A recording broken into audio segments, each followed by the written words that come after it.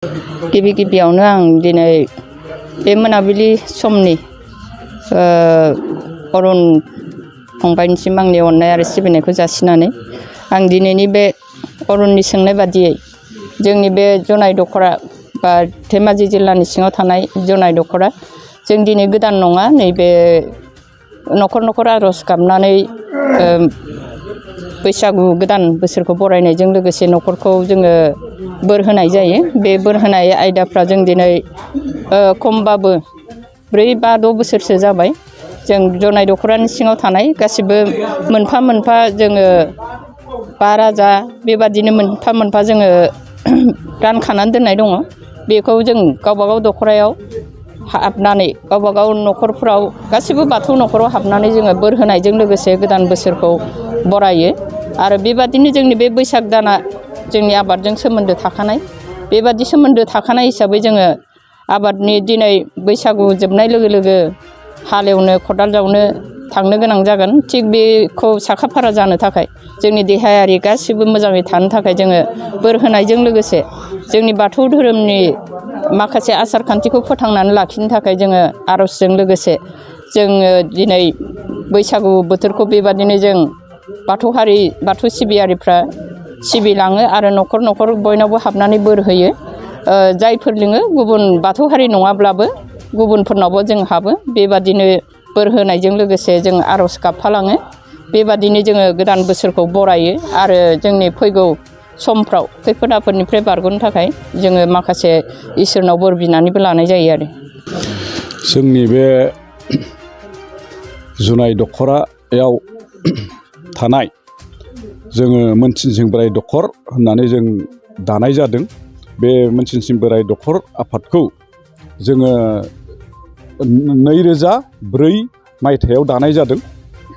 बे समनिफ्रायनो जोङो न'खर न'खर रंजालि बैसागुखौ गाजा गोमजायै आफा इसोर बोराइ बाथौनि मुं लानानै आर'ज गाबबोनाय जादों। आरो बेबादिनो दिनैसिम जों सोलिबोदों आरो दा बेखौ मानो सोलिदों होनोब्ला मानो बेबादि खुंबोदों होनोब्ला बहाय माखासे जोंनि बर' माहारिया बा बाथौ धोरोमनि सुबुंफ्रा बांसिनै जुमाय बायदिसिना लोंनानै गाला गिला जालांनायखौ नुनानै जोङो बेबादिजों जानाय नङा। जोङो एसे इसोरनि नाम लानानै बैसागुखौ फालिलाङोब्ला साबसिन जागोन होननानै जों साननानै बे हाबाफारिखौ मावबोनाय जादों आरो दिनैसिम बे हाबाफारिया जोङो सोलिनानै दं आरो जों बेखौनो सानो जों जेरैहाय गोसोखांनानै जोङो जोंनि आफादखौ दैदेनलांदों बा जोंनि आफादा बेबादि रंजालि बैसागुखौ न'खर न'खर आर'ज होनानै बयखौबो बोर सारस्रिलांदों। बेबादि थांनायजों लोगोसे जोंनि आखलखौ नुनानै बा जोंनि गियानखौ नुनानै लाइमोनफ्राबो जाहाथे जोंनि उन उन थांफानायखौ जों मोजां मोननानै जोङो बे हाबाफारिखौ मावनाय जादों आरो जाहाथे लाइमोनफ्राबो जोंनि बादिनो उनाव सोलिलांनानै उनाव बे लोंनाय जानायखौ खम खालामनाय हाबाफारिखौ लायोब्ला मोजां जागोन होननानै जों साननानै बे हाबाफारिखौ मावनाय जादों आरो। गोजोनथाव खौरां! आसामाव थानाय बयनिख्रुइबो साबसिन सोलोंथाइ होग्रा मिरुफोरनि गेजेराव टेक बुस्टाराबो गंसे। क'क्राझार जिल्लानि सिङाव थानाय CST फिसारि मावख'नि साखाथियाव थानाय खारगावआव बे टेक बुस्टारा दङ।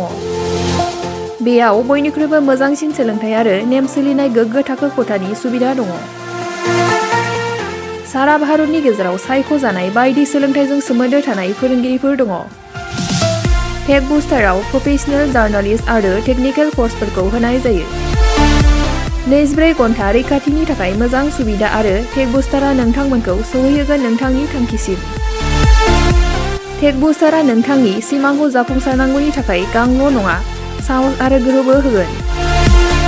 सोलोंथाइ लाखांनायनि उनाव 100% प्लेसमेन्टनि खाबु दङ। सोलोंनो गोसो गुदुं बिथांमोना 9395695095 जानबुं नम्बराव जगाजग खालामनो हागोन।